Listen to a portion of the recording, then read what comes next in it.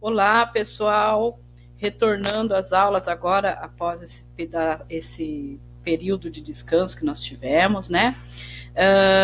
Eu coloquei para vocês já material de estudo referente à semana de 31/8 até 8/9, tá? Eu estou colocando a atividade hoje, deu um probleminha, não consegui configurar o vídeo ontem, então estou colocando ela hoje, tá? Material de estudo, eu vou acompanhar aqui, ler com vocês certinho, passo a passo do que é para ser feito, porque tem gente que está me mandando sempre perguntas que podem ser respondidas com os vídeos, tá? Então, assim, ó, dá uma lida no que está aqui nas instruções. Então, você tem o material de estudo, que são as equações e as outras variáveis, é o nome do material de estudo. O que você deve fazer? Acompanhar passo a passo, copiar no caderno o conteúdo e as soluções na apostila, se couber. Aí tem uma videoaula que, por enquanto, não está aparecendo aqui, porque é essa que eu estou fazendo agora, tá? O que tem a videoaula? Na videoaula tem explicação de todas as resoluções do que foi feito nas atividades. Então, para vocês conseguirem fazer a atividade dissertativa, que é a parte C, vocês precisam ter assistido a videoaula, senão não dá conta, gente. É como se fosse para aula presencial e não assistir, resolver os exercícios e não assistisse a aula da professora. É a mesma coisa, o mesmo processo, precisa acompanhar o que foi feito, tá? Então, tá aqui, são 3 arquivos por enquanto, porém, vai ter mais um que vai ser a videoaula, 1 ou 2, que eu ainda não sei o tamanho que vai ficar essa videoaula. Tá vendo aqui, ó, você clica, aparece o roteiro de estudo. Fica bastante atento no roteiro de estudo, porque tem os objetivos que é para ser feito. O que quer dizer o objetivo? Sem você focar no objetivo, dá para resolver o exercício? Até dá. Porém, você precisa perceber o que é que nós estamos querendo que vocês aprendam. Qual é o desenvolvimento para essa aula? Que tem várias maneiras de se fazer matemática, isso a gente sabe. Mas, ó, por exemplo, a de hoje. Vocês precisam aprender a associar pares ordenados à localização no plano cartesiano, que é uma coisa que vocês já viram, eu vou retomar. Representar geometricamente expressões algébricas, reconhecendo as soluções de uma equação do primeiro grau com 2 variáveis. Associar pontos e equações lineares de primeiro grau com 2 variáveis, sai gatinho, no plano cartesiano. Localizar no plano cartesiano pontos pertencentes de uma reta. Construir o gráfico de uma equação de primeiro grau e analisar possíveis soluções de uma equação de primeiro grau com 2 variáveis. Nós não vamos nos aprofundar por todos esses objetivos, mas a gente vai fazer um apanhado. Nós vamos nos aprofundar bastante nisso aqui, ó, localizar no plano cartesiano pontos pertencentes a uma reta dada e construir o gráfico de uma equação do primeiro grau com 2 variáveis. Eu vou ensinar vocês passo a passo do que é para fazer. Então, como que vocês vão fazer a atividade dessa semana? 2 etapas. A primeira, vocês vão copiar todo o material. Por quê? É como se fosse a nossa aula presencial, tá? Eu estou apresentando para vocês um conteúdo, então copia tudo que está lá. Deixa isso no caderno. Precisa fotografar e me mandar? Não precisa. Por quê? Eu vou olhar esse caderno quando a gente retornar. E está chegando já o dia desse retorno. Então, vai aprontando esses cadernos aí. O que eu quero que vocês me mandem agora é a atividade dissertativa, que é um exercício que eu coloquei lá, tá ok? Então, feitas essas orientações, vamos lá para eu poder explicar para vocês. Eu vou abrir aqui, ó, a situação de aprendizagem. Então, primeiro de tudo, você abre isso aqui, situação de aprendizagem, equações e outras variáveis, tá? Então, tá aqui todos os objetivos, o tempo. E aí nós vamos falar de plano cartesiano. Nós vamos relembrar um pouco o que é plano cartesiano. Vocês vão copiar o que está aqui e vamos já direto para a nossa explicação. Plano cartesiano é esse aqui, ó. São esses 2 segmentos perpendiculares. O que é perpendiculares? Eles são retinhos assim, eles formam uma cruzinha em que o encontro entre elas dá tudo 90 graus, ela não está inclinada, tá? Então, o que acontece? No plano cartesiano, a gente tem sempre 2 coordenadas, uma x e uma y. cada localização, cada ponto aqui é dado sempre por duas coordenadas, uma para x e outra para y, tá? Aonde que a gente usa esse tipo de informação? Em leitura de mapa, é muito utilizado isso, interpretação de situações em que precisa de uma representação gráfica, de um gráfico para uma equação, de um gráfico para uma situação matemática, a gente usa isso aqui, tá? Então pensa só uma coisa, pensa na reta, esquece o que está em pé, pensa só na reta horizontal, que a gente chama de eixo X, que o eixo X chama-se eixo das abscissas, tá? Tudo isso aqui explicadinho, tá? O eixo das abscissas. O eixo da abscissa, aqui ó, no centro, ele é o 0, para a direita ele é positivo e para a esquerda ele é o negativo, tá? Agora esquece o que está deitado e olha só para o que está em pé. Aqui no centro ele é o 0, para cima ele é o positivo, para baixo ele é negativo, tá?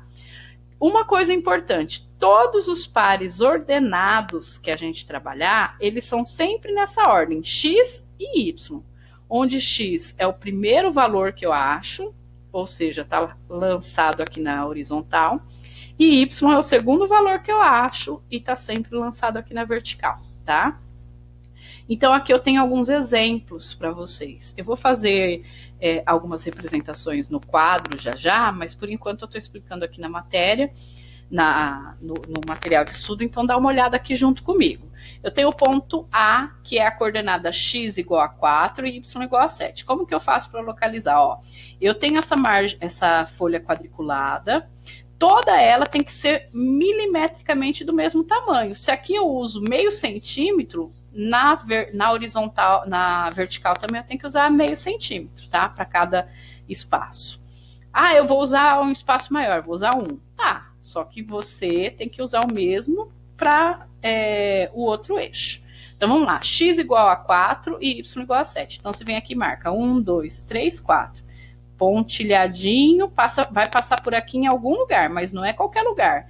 É no y igual a 7. Qual que é o y igual a 7? Eu venho aqui, conto no eixo y 7 e aqui está o ponto A. O ponto B, vamos para o ponto B. É x igual a 8 e y igual a menos 9. Ó, x igual a 8, eu contei 8 no eixo horizontal. E aí eu venho no eixo vertical que está deitado e conto menos 9. Na hora que eu encontro a localização entre esses dois segmentinhos de reta, eu acho o ponto B, tá? E assim vai para todas essas situações, tá ok? Vamos agora entrar na nossa apostila, tá? Situação de aprendizagem 2, atividade 1, equações e outras variáveis, página 66 da apostila do terceiro bimestre. Essa que foi pedido para vocês irem buscar na escola esses dias atrás. Ah, eu não fui, não tem problema, copia tudo que está aqui no material, que é a mesma coisa, tá? 1.1, a secretária de uma escola recebeu dos professores as planilhas com as notas e as médias dos estudantes para a digitação no sistema. Porém, a folha foi danificada e alguns números ficaram ilegíveis. Organize-se em grupos para encontrar os números que faltam para completar a planilha. Depois expliquem como encontrar a solução em cada caso. Como nós não estamos conseguindo trabalhar em grupo, eu vou fazer e vocês vão acompanhar aí e depois coloca no caderno. Olha para a primeira planilha do 8º A. Tá tudo lambuzado, mas só tem uma informação que está sumida, é a média. E como que faz a média de uma coisa? Por exemplo, como vocês fazem a média das provas de vocês?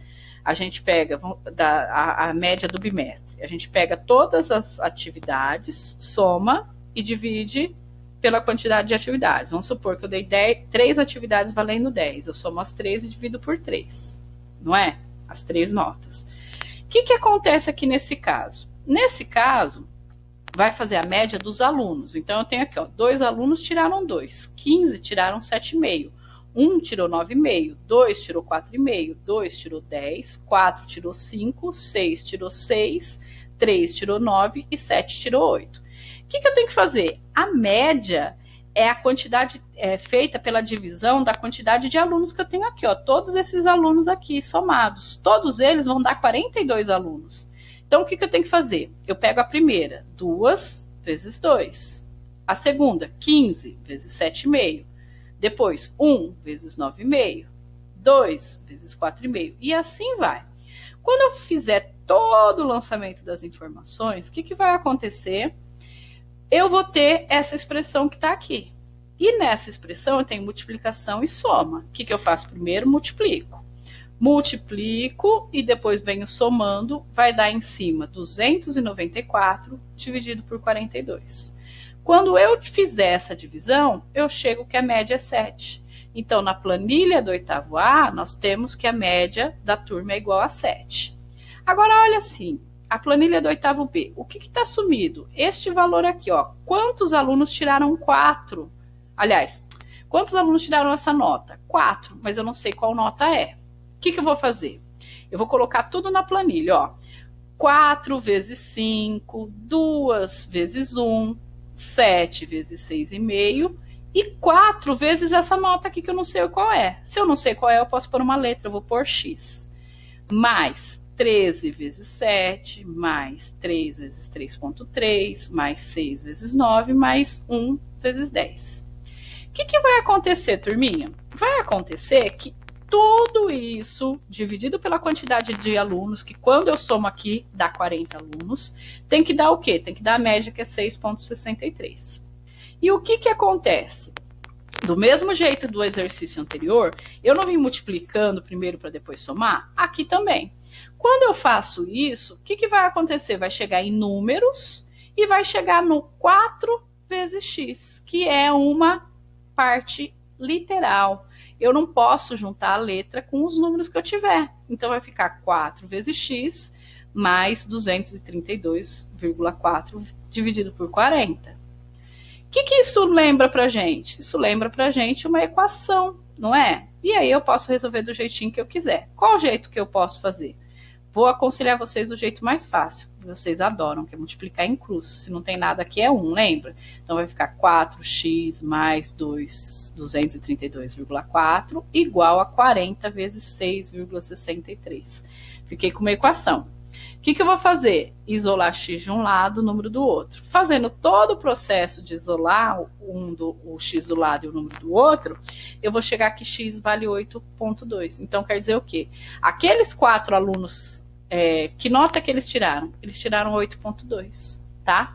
E aqui, na atividade da tabela da turma do oitavo C, o que está manchado é a quantidade de alunos que tiraram 6.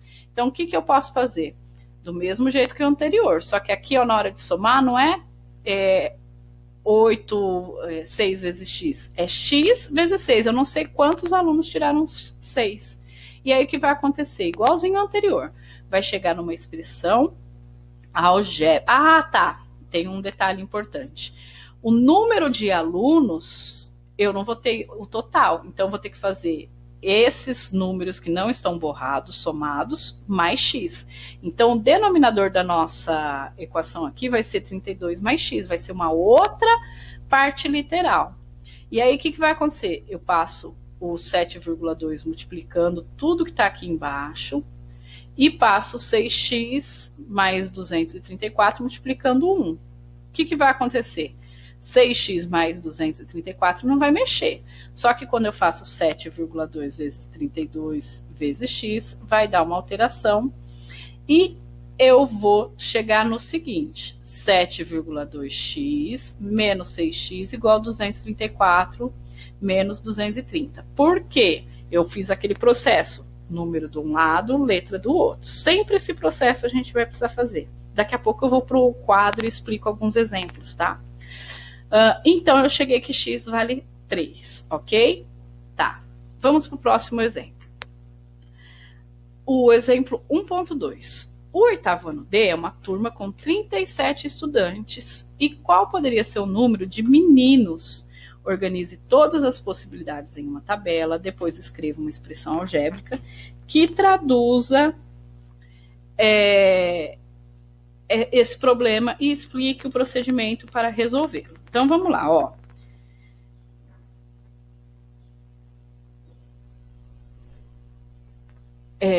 O número de meninos poderia ser um número entre 1 e 37, inclusive o 37, tá?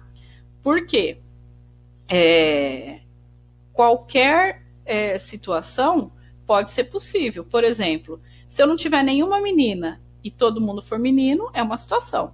Se eu tiver um menino uma menina e 36 meninos, é outra situação. E assim vai. À medida que eu aumento uma menina, eu diminuo um menino. E aí eu vou fazendo todas as possibilidades. Então, essa tabela ela é gigantesca. Ela vai do 0 para menina até 37 meninas, tá?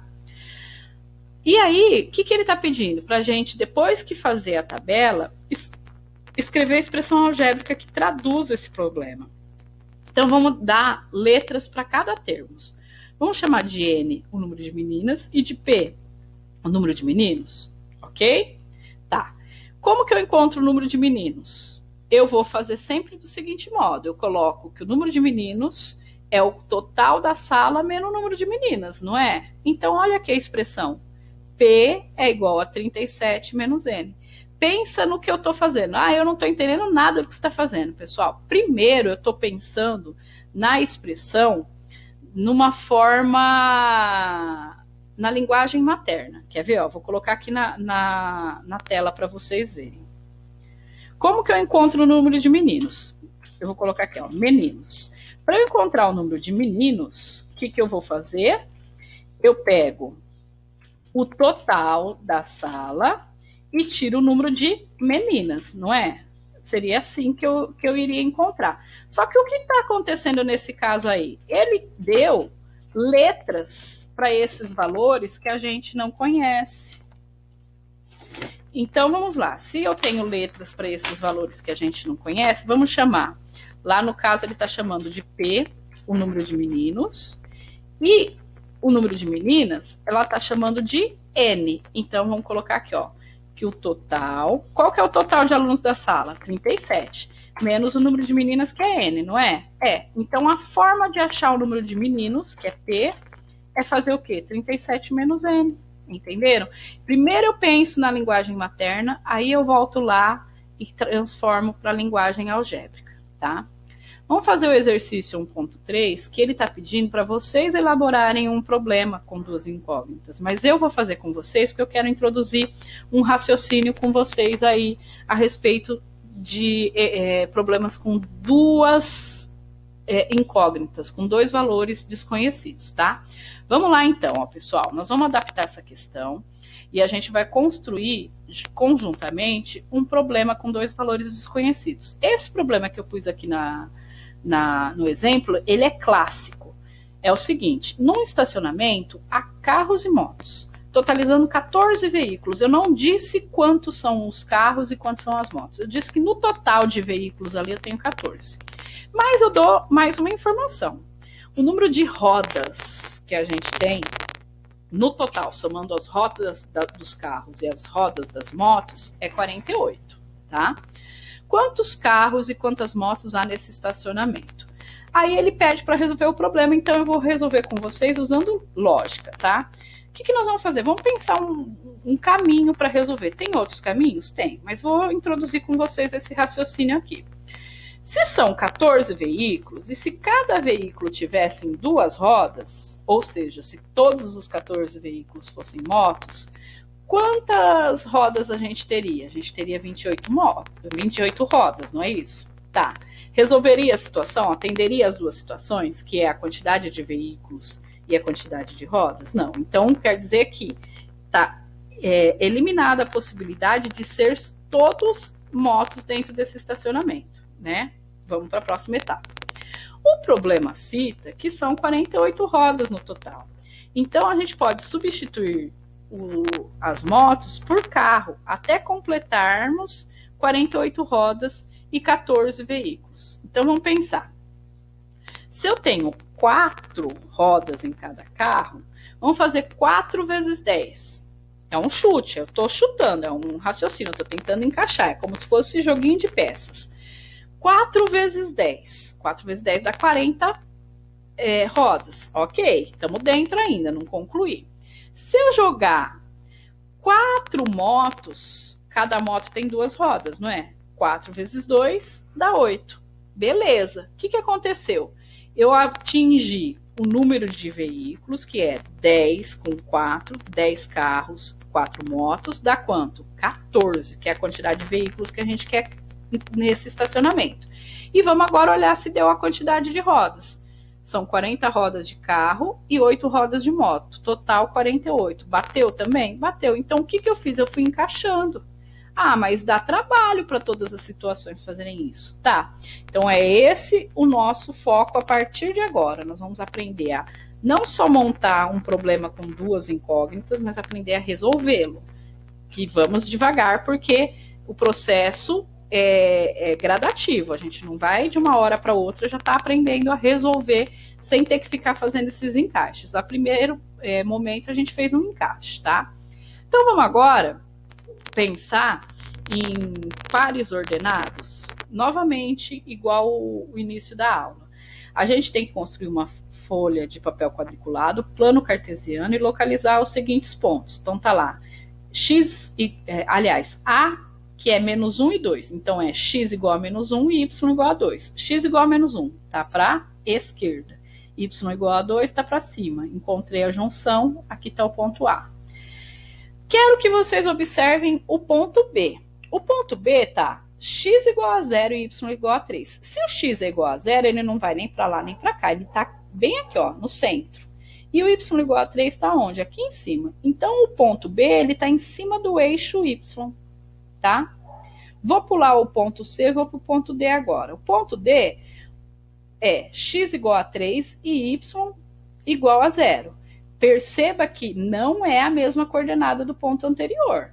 O que eu vou fazer? X igual a 3, eu venho aqui no horizontal, conto 3, encontrei aqui, tá o pontinho, aliás, por aqui passa a reta. Vamos ver onde está o y. O y igual a 0 não é aqui, ó, no centro?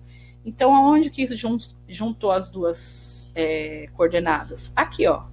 Então, veja bem, para B, que era a coordenada x igual a 0, o ponto ficou em cima do eixo y.